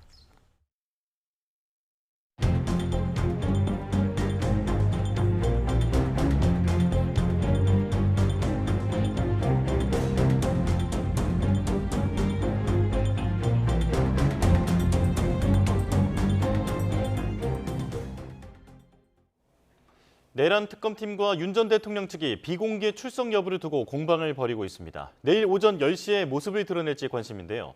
특검 수사 방향을 박성배 변호사와 짚어보겠습니다. 어서 오십시오. 안녕하십니까? 네. 자, 시간은 특검은 9시에 나와라 했지만 윤석열 전 대통령 측은 10시로 나타나겠다라고 얘기를 했습니다. 자, 그러면서 출석 방식이 조율되지 않으면 출석하기 어렵다 이렇게 얘기를 했는데 구체적으로 어떤 내용입니까? 특검과 윤 전 대통령이 일단 피의자 신문 자체에는 합의가 이루어졌지만 출석 요구 방식, 일시, 장소를 두고 건건히 대립하고 있습니다. 예.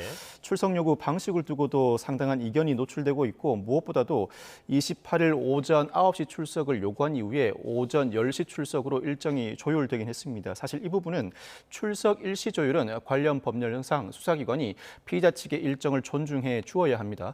그렇지만 이 출석 방식과 관련해서 윤 전 대통령 측은 지하 주차장을 통해서 출석하겠다는 입장을 밝힌 반면 특검 측은 이와 같은 특혜는 어느 전직 대통령에게도 부여된 바 없다는 취지로 이는 사실상 특검의 출석에 불응하는 취지로 읽힌다고 해석하고 있습니다. 이에 따라서 온전한 출석이 이루어지지 않을 경우에는 재체포영장 청구 가능성도 내비치고 있습니다. 예.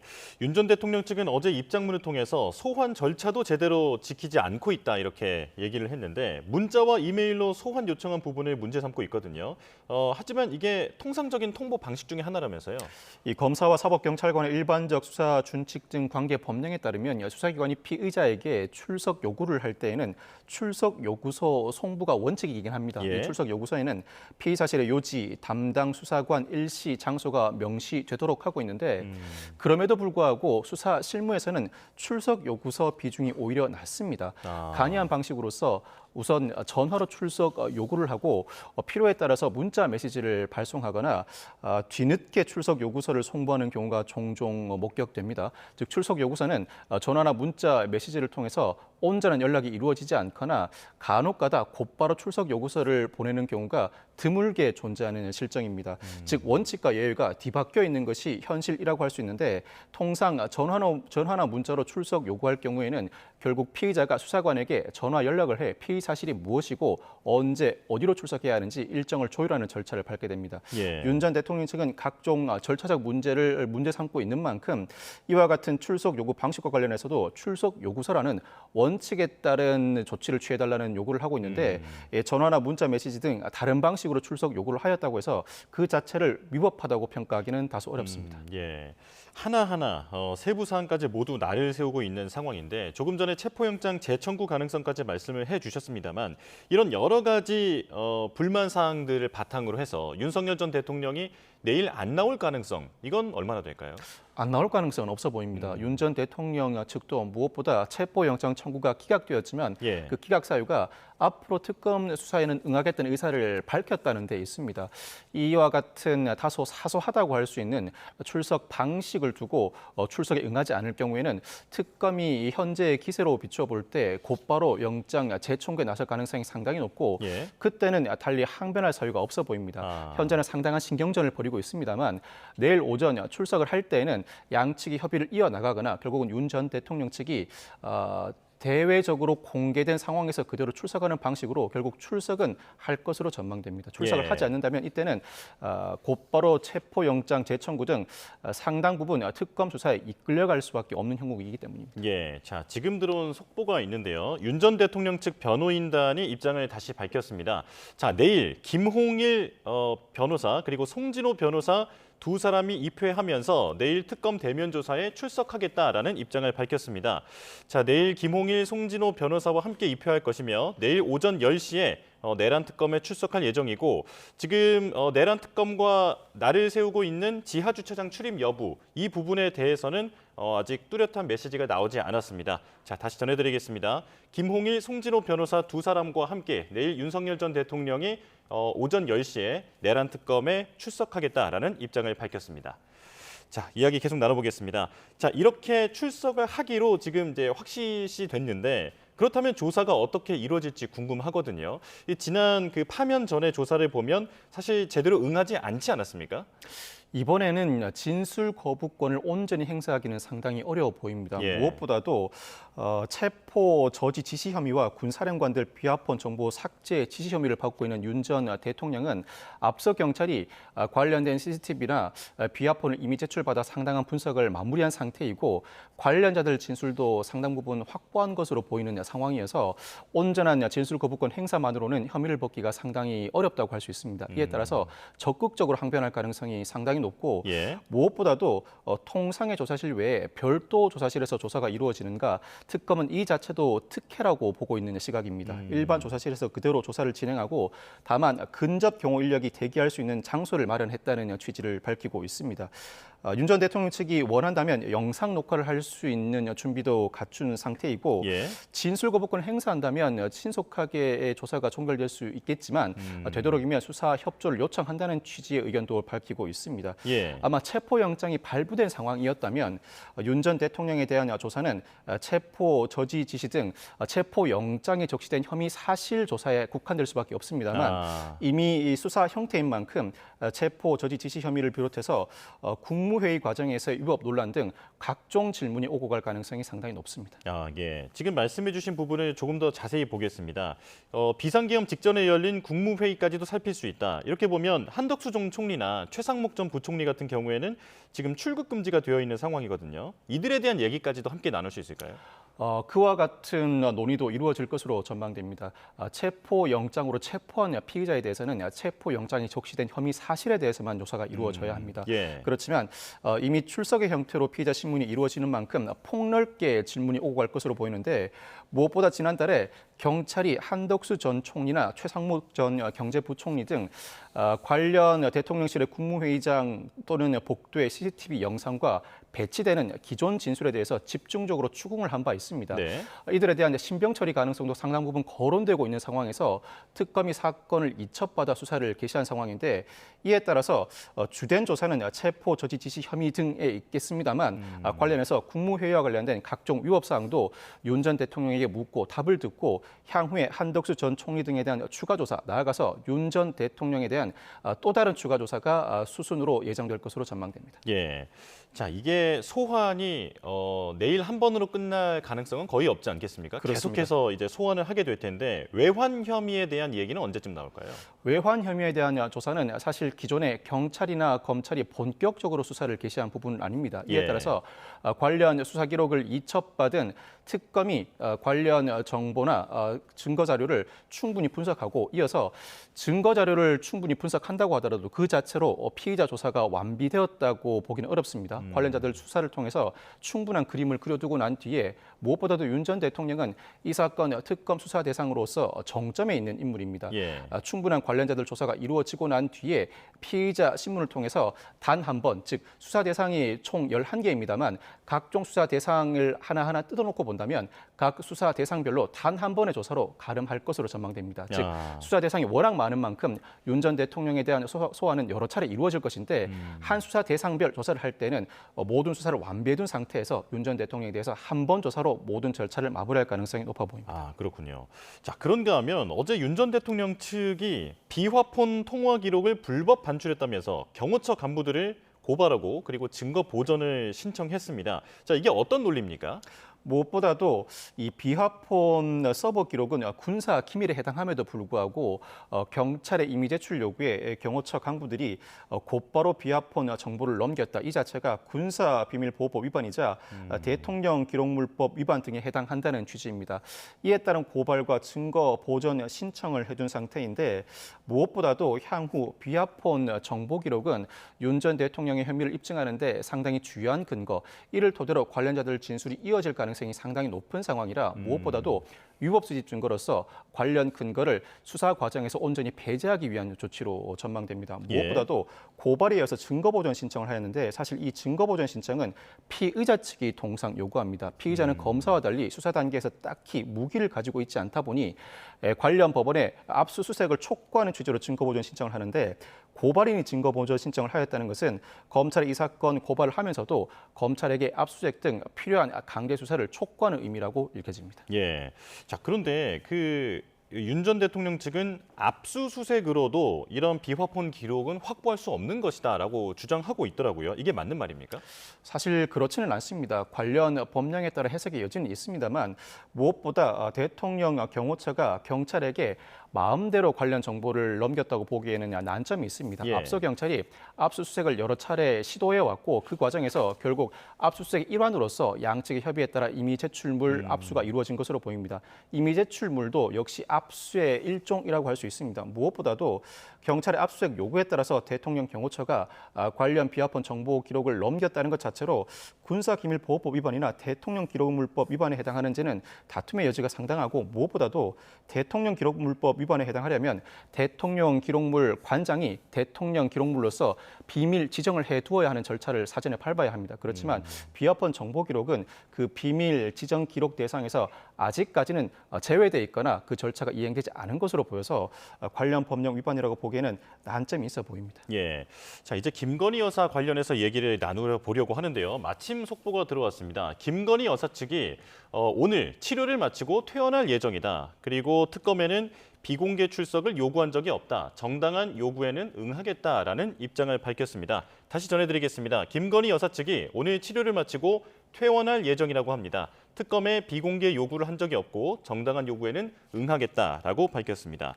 자, 지금 김건희 여사도 이제 출석에 대한 의지를 확실히 밝혔는데 그렇다면 그동안 계속 거론됐던 신병 확보 이런 부분에 대한 가능성은 조금 낮아진다 보면 되겠죠? 당장 체포영장 청구가 이루어질 가능성은 낮아 보이고 무엇보다 김건희 특검의 경우에는 수사 대상이 16개로 가장 많고 각 수사 대상의 정점에 사실상 김건희 여사가 모두 포함돼 있다고 봐도 무방할 정도입니다. 아마 3대 특검이 동시에 수사 경쟁을 벌인다면 윤 전 대통령이나 김 여사에 대한 신병 확보에 열을 올릴 가능성도 점쳐지는데 그럼에도 불구하고 신병 확보는 최후의 수단이 되어야 합니다. 특히 김 여사가 이르면 오늘 퇴원할 것이라는 소식이 전해지고 있고 무엇보다 특검 조사에 응하겠다는 의사를 밝힌 이상 당장 신병 확보에 나서지는 못할 것으로 전망됩니다. 그렇지만 김 여사의 경우에는 당장 소환 조사를 해도 이상하지 않을 만큼 관련 관련 수사가 상당히 무르익었습니다. 무엇보다 명태균 의혹과 관련해서도 서울중앙지검이 3차례 소환 통보를 한 바가 있고 도이치모터스 의혹과 관련해서도 서울고검이 출석 요구를 반복한 바가 있습니다. 서울 남부지검도 건진법사 의혹과 관련해 상당히 강도 높은 압수수색을 단행하였고 관련자 조사가 상당히 충실하게 이루어지고 있습니다. 사실 김 여사의 경우에는 사건을 이첩받은 특검이 사건을 전반적으로 마무리 짓는다고 볼 수 있을 정도로 관련 수사가 상당히 무르익은 상황이라 오늘 김 여사가 퇴원한다면 곧바로 언제 출석을 하라는 출석 일시 통보가 이루어질 가능성을 배제하지 못할 것 같습니다. 예. 자, 김건희 여사 관련되어 있는 의혹은 16개 의혹인데 그런데 특검 법에 보면 수사 대상이 될 수 있는 게 얼마든지 확장이 가능하더라고요. 그렇습니다. 지금 여기서 가장 눈에 띄는 점이 인천세관 마약 수사 외압 의혹. 이건 어떤 논리로 타고 들어갈 수 있는 겁니까?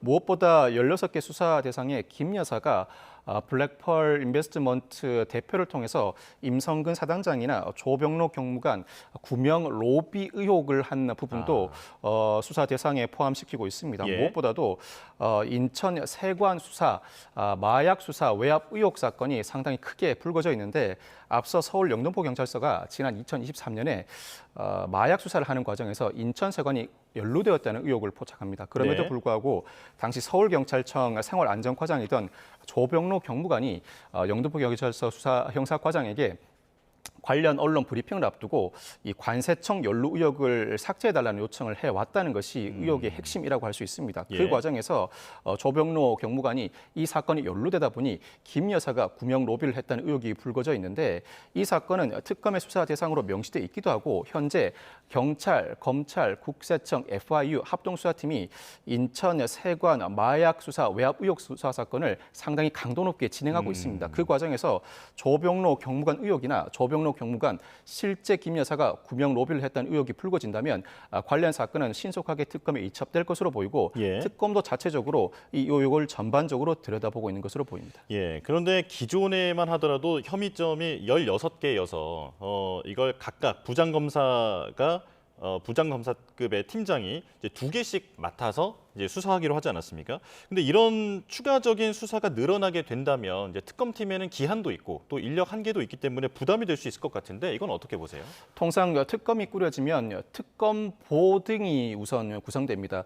김건희 특검의 경우에는 특검보가 모두 4명인데 3명의 특검보는 수사를 전담하게 되고 1명의 특검보는 통상 공보를 담당하게 됩니다. 이 수사를 전담하는 특검보가 관련 협의를 거쳐서 수사 일정과 수사 대상을 조율하기 마련인데 무엇보다도 검찰로부터 파견받은 검사 8명을 통해서 수사팀을 모두 8개로 쪼개어두었습니다. 수사 대상이 가장 많기도 하고 관련된 수사를 진행해왔던 검사들을 통해서 관련 진용을 갖추었다고 볼 수 있는데 만약 조병로 경무관 의혹 등 관련 의혹이 더 불거진다면 이미 특검 수사팀을 꾸려둔 상태에서 관련 수사를 진행해왔던 특검 수사팀이 관련 수사를 더 이어나갈 것이고 만약 과부하가 걸린다면 이때는 수사 기간 제한이 있는 만큼 각종 특검보들이 협의를 통해서 추가 인력 파견을 요청하거나 특검의 수사 대상을 일부 축소, 확대하는 방식으로 수사 일정을 조율하는 절차를 밟을 것으로 보입니다. 충분히 각 수사팀, 나아가서 특검보들 간의 협의를 통해서 긴밀하게 수사 일정과 대상은 조율할 기반이 마련돼 있습니다. 예, 자 지금 김건희 특검 관련해서 또 속보가 들어왔습니다. 지금 어제 공수처로부터 특검법상의 수사 대상인 임성근 전 사단장 그리고 조병로 경무관 등에 대한 구명 로비 사건 관련 자료를 이첩받았다라고 밝혔습니다. 구체적인 수사 자료에 대해서는 확인시켜주기 어렵다라는 점을 양해해주기 바란다라고 밝혔는데요. 다시 한번 전해드리겠습니다. 임성근, 조병로 구명 로비 자료 이첩 관련해서 자 지금 공수처에서 넘겨받았다라는 얘기가 들어왔습니다. 자 그리고 안규백 국방장관 후보자가 출근길에 나섰는데요. 바로 현장으로 가보겠습니다. 오늘 이 시각에도 육상에서 해상에서 공중에서 최남단 마라도부터 최북단 서북도서 해병대 이르기까지 물샐 틈 없는 국토방위에 전념하고 계신 장병 여러분께 신뢰와 감사의 말씀을 드립니다. 저는 오늘 64년 만에 문민 국방장관 후보자로서 이 자리에 섰습니다. 2008년부터 오늘에 이르기까지 국방위 간사, 국방위원장, 동시에 지난 40여 년 정치권에 몸담으면서 여러 가지 익혔던 노하우와 경험을 살려서 참 국방, 진정한 국방, 국민의 군대로 재건하는 데 온 힘을 쏟겠다는 말씀을 드립니다. 향후 제가 문민장관으로서 이제 시작이 된다면은 지난 어려운 시기를 과정을 거쳤던 여러 가지 현안 문제를 해결하고 동시에 국민의 군대로서의 국민들부터 사랑받을 수 있도록 여러 가지 현안 문제를 하나씩 정교하게 풀어가도록 그렇게 하겠습니다. 특히 12.3 불법 내란 계엄으로 인해서 지금 현재 우리 군이 상당히 어려움을 겪고 있는 것이 현실입니다. 군심이 흐트러져 있고 또 군의 사기가 땅에 지금 저하되어 있습니다. 저는 이 문제를 살리는데 모든 역량을 쏟아붓겠다고 생각을 합니다. 가장 본질적인 문제는 어떤 무기체계보다도 지금 현재 우리 군에 처한 중견 간부의 이탈 문제, 군 충원 문제와 자긍심이 많이 상실되어 있는 것이 사실입니다.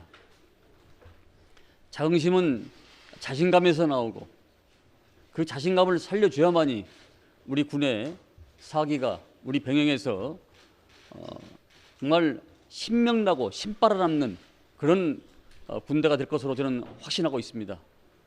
새로운 군을 만드는데 제 미력하나 모든 역량을 쏟아붓겠습니다. 감사합니다. 가장 시급하고 중요한 국방개혁 과제는 뭐라고? 사실 우리 국방부는 법무부와 더불어서 대한민국 건국에 한 번도 부처 명칭이 바뀐 적이 없습니다. 그 말은 그 자체가 바로 저는 국방부가 그 자체가 우리 국민에 있어서 전립의 목적이라고 생각합니다. 스위스가 내륙 국가임에도 불구하고 해군이 있습니다. 그것은 세계 어느 나라나 제1의 덕목이 저는 안보라고 생각을 합니다. 여러 가지 문제가 있겠지만은 가장 시급한 국방 문제는 조금 전에 제가 말씀드렸다시피 12.3 불법 계엄으로 인해서 우리 군이 많이 상처 입고 자긍심이 많이 상실되어 있습니다. 이 무형의 가치인 정신력과 자긍심을 회복시켜주는 일이 어떤 무기체계보다 저는 가장 선결된다고 생각하고 있습니다. 취임하시면 가장 시급하게 하셔야 될 일 중에 하나가 군 수뇌부 인사일 것 같은데요. 혹시 수뇌부 인사와 관련해서 뭐 방침이나 뭐 기조 이런 것들 좀 있습니까? 아직은 그 정도까지 제가 물론 국방위를 오래 해서 5선 동안 내년 국방위를 해서 전혀 모른다고는 볼 수 없지만은 그래도 군문에 몸담고 있는 분들이 많이 계시기 때문에 여러 우리 구성원들의 의견을 들어보고 거기서 최적화가 어떤 것인가를 판단해 보도록 하겠습니다.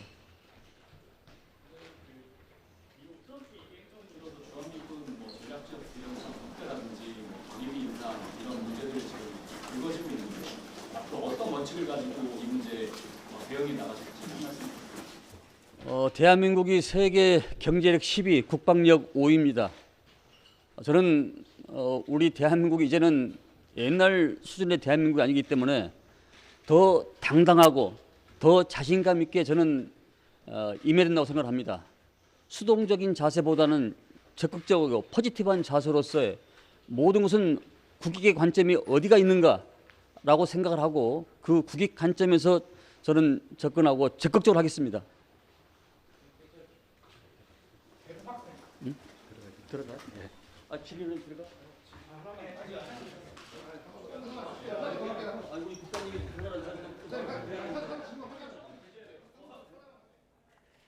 네, 안규백 국방장관 후보자의 출근길 메시지 들어봤는데요. 현장 상황, 오디오 상황에 고르지 못한 점은 시청자 여러분의 양해를 구합니다. 자, 64년 만에 문민 국방장관 후보자로서 국방위의 경험과 노하우를 살리겠다고 얘기했고요. 비상계엄 사태로 어려움을 겪고 있는 군 문제를 해결하는 데 모든 역량을 쏟겠다고 강조했습니다. 자, 그리고 국민의힘 원내대책회의가 열리고 있는데요. 이곳 현장으로 바로 연결하겠습니다. 예. 어제 있었던 이재명 대통령의 시정연설에는 좋은 말씀들이 상당히 많이 있었습니다. 규칙 앞에 공정한 사회, 상식적이고 합리적인 사회, 협치의 정치. 구호는 상당히 좋았는데 중요한 것은 말이 아니라 행동이라고 생각합니다. 내로남불식 구호가 아닌 실천을 통한 협치, 법 앞에 평등이 진정으로 실현되어야 합니다. 그러나 지난 이틀간 열린 국무총리 후보자 인사청문회에서 김민석 후보자와 더불어민주당이 국민께 보여준 모습에는 공정도 상식도 없었습니다. 오로지 명심만 있었습니다. 절대다수 의석을 앞세운 더불어민주당의 폭로로 인해 증인도 자료도 없는 깜깜이 청문회가 강행되었습니다. 정기적인 소득이 없음에도 불구하고 상식을 뛰어넘는 가계지출, 일자리가 없는데도 불어난 재산에 대해서 국민들께서는 위법과 불법의 가능성을 의심하고 계십니다. 또한 처가로부터 받았다는 수억 원의 비상식적인 생활비에 대해 정당하게 증여세를 납부했는지 여부조차 김민석 후보자는 끝내 소명하지 못했습니다. 김민석 후보자는 IMF 수준의 경제 위기를 말하면서도 정작 우리나라의 예산 규모나 국가 채무 규모조차 알지 못하는 무지를 드러냈습니다. 도덕성뿐만이 아니라 능력 모두에서 치명적으로 흠결이 확인되었습니다. 더 심각한 문제는 청문회에 임하는 더불어민주당 의원들의 태도였습니다. 다수당의 위력으로 자료도 정인도 없는 맹탕 청문회를 만들더니 김민석 후보자의 문제를 지적한 야당 청문위원에게 신상털기와 정치적 린치를 서슴지 않았고 급기야 김민석 후보자를 지키기 위해 인사청문회법 개정까지 주장하고 나섰습니다. 국민은 유능하고 도덕적인 국무총리를 원하고 계십니다. 그러나 더불어민주당은 민심을 철저히 외면한 채 오직 이재명 대통령의 명심만 바라보며 거수기 역할에 몰두했습니다. 명심만 명심하는 참으로 국민에게 부끄러운 모습입니다. 반성도 소명도 책임도 없었던 산무청문회가 절차적으로 지나갔다고 해서 끝난 것이 아닙니다. 국민들로부터 낙제점을 받은 김민석 후보자는 즉각 자진 사퇴해야 합니다. 아울러 청문회 과정에서 국민의 뜻을 외면한 채 명심 결사옹위와 야당 청문위원에 대한 원색적 비난을 자행했던 더불어민주당 청문위원들의 공식적인 사과를 촉구합니다. 조금 전 우리 원내 수석 두 분과 대변인, 비서실장 함께 국회의장을 방문하고 왔습니다. 국회의장은 어제 오후에 더불어민주당 원내 대표단에서 오늘 오후 상임위원장 선출을 위한 본회의를 개최해달라는 요구가 있었다고 했습니다. 이에 대해서 우리는 상임위원장 후보에 대한 논의를 조금 더 할 수 있도록 시간을 달라고 말씀을 드렸습니다. 그러나 국회의장께서는 충분한 시간을 줬다고 더 이상 시간을 줄 수 없다고 얘기를 했습니다. 우리는 국민의힘에서는 이렇게 생각합니다. 정부에서 추경이 매우 시급하고 중요한 민생 과제라고 얘기를 합니다. 동의합니다. 추경은 매우 중요한 과제입니다. 조속히 통과시켜야 되고 처리해야 될 사안이라는 점에 대해서 국민의힘도 동의합니다. 그래서 예결위원장에 대해서는 조속히 선출할 수 있도록 협조할 생각을 가지고 있습니다. 다른 상임위원장에 대해서는 여야 간에 조금 더 협상을 해서 협치의 정신을 복원시키고 과거의 오랜 전통으로 국회가 지켜온 원내의 견제와 균형의 원리를 되살릴 수 있도록 다시 한번 더불어민주당에게 협상을 계속할 것을 촉구하면서 국회의장께는 오늘 혹여나 강행하게 될 본회의에서 상임위원장 선출을 상정하지 말 것을. 네, 국민의힘 송원석 원내대표의 모두 발언 듣고 왔습니다. 어제 이 대통령 시정연설에 대해서 중요한 것은 말이 아니라 행동이다. 실천을 통한 협치를 강조했고요. 김민석 국무총리 후보자에 대해서는 자진 사퇴해야 한다는 입장을 재확인했습니다. 자, 그리고 상임위원장 선출에 대해서는 추경이 시급하다는 점에 대해서 동의한다면서 예결위원장 선출에는 동의하겠다. 다른 상임위는 논의가 더 필요하다며 협상을 촉구했습니다. 자세한 소식은 이어지는 뉴스에서 전해드리겠습니다. 자, 그리고 이번엔 증시로 가보겠습니다. 증시 한국거래소 현장 바로 연결합니다. 자, 어제 외국인과 기관이 이틀 연속 매물을 쏟아내면서 우리 증시는 숨고르기에 들어갔는데요. 증권가는 특별한 악재라기보다는 단기 급등에 의한 조정, 또 상반기 수익을 확정짓는 시점이라서 매물이 쏟아진 것으로 보고 있습니다. 자, 오늘도 파란불을 켜면서 우리 증시 출발하고 있습니다. 자, 시장은 미국의 관세 유예 시한이 끝나가는 만큼 변동성이 커질 것을 경계하고 있는데 조금 전에 뉴욕 증시는 백악관이 상호 관세 유예를 연장할 가능성을 시사하면서 사상 최고치에 바짝 다가섰습니다. 우리 증시가 이런 분위기를 어떻게 소화할지 주목됩니다. 자세한 경제 소식도 이어지는 뉴스에서 전해드리겠습니다. 60초 뒤에 이어집니다. 금요일인 오늘 중부지방은 흐리고 남부지방은 구름만 다소 지나고 있습니다. 이틀째 장마가 쉬어가는 가운데 낮 동안에는 전국적으로 무더위가 나타나겠는데요. 오늘 서울 한낮 기온은 27도, 체감온도는 29도까지 오르겠고요. 특히 남부지방은 대구가 33도까지 치솟는 등 올해 들어 처음으로 폭염특보가 내려질 가능성도 있겠습니다. 더위가 본격화하는 만큼 온열 질환에 각별히 유의하시기 바랍니다. 덥고 습한 열기가 비구름을 만들어냈습니다. 오늘 낮까지 경기 북부에는 5mm 미만의 비가, 그 밖에 수도권과 영서에는 약한 빗방울이 떨어지는 곳이 있겠습니다. 오늘 낮 기온은 대전 31도, 광주 32도, 경산 33도까지 올라 어제보다 1에서 4도가량 높겠고요. 습도가 높아서 더 덥게 느껴지겠습니다. 주말인 내일은 제주를 제외한 전국에 장맛비가 오락가락하겠습니다. 비의 양은 중부에 5에서 40mm, 남부에 많게는 60mm가 되겠고요. 곳에 따라 벼락과 돌풍을 동반하는 곳도 있겠습니다. 다음 주 초반에는 정체전선이 북한까지 북상하면서 중북부 지방에 비를 자주 뿌리겠고요. 갈수록 더위가 심해지는 가운데 그 밖의 지역에는 소나기가 지날 전망입니다. 오늘 낮 동안에는 충청 이남을 중심으로 볕이 무척 따갑겠습니다. 강한 자외선과 오존을 주의하시기 바랍니다. 지금까지 YTN 원희다입니다. 네, 뉴스업 금요일 순서 마칩니다. 시청해주신 여러분 고맙습니다.